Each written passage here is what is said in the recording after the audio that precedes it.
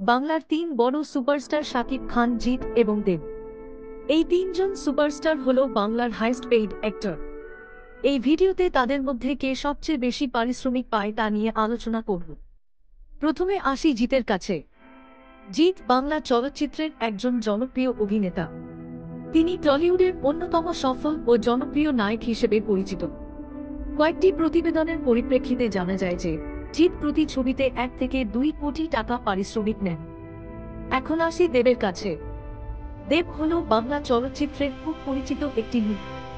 তিনি বাংলা সিনেমার আধুনিক ধারার অন্যতম সফল অভিনেতা হিসেবে পরিচিত।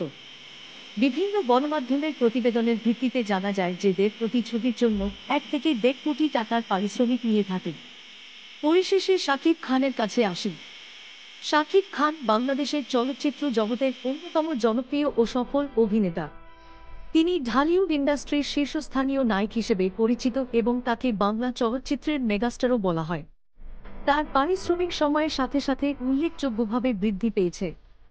এক সময় তিনি প্রতি সিনেমায় 40 লাখ টাকা পারিশ্রমিক নিতেন। তবে প্রিয়তমা সিনেমার সাফল্যের পর তিনি পারিশ্রমিক বাড়িয়ে 1 কোটি টাকা করেছেন। পরবর্তীতে তুফান সিনেমার সফলতার পর শাকিব খান তার পারিশ্রমিক আরও বাড়িয়ে 2 কোটি টাকা করেছেন। বিভিন্ন প্রতিবেদন থেকে জানা গেছে তার আসন্ন সিনেমা বরবাদের জন্য তিনি 3 কোটি টাকা পারিশ্রমিক নিচ্ছেন। এটি স্পষ্ট যে শাকিব খানের পারিশ্রমিক তার সাম্প্রতিক সিনেমাগুলোর সাফল্যের সাথে সমানুপাতিকভাবে বৃদ্ধি পেয়েছে। তবে পারিশ্রমিকের এই তথ্যসমূহ নির্দিষ্ট ছবির বাজেট ও অন্যান্য বিষয়ের উপর নির্ভর করে সময়ের সাথে পরিবর্তিত হতে পারে। ভিডিওটি ভালো লাগলে অবশ্যই লাইক এবং সাবস্ক্রাইব করবেন। ধন্যবাদ।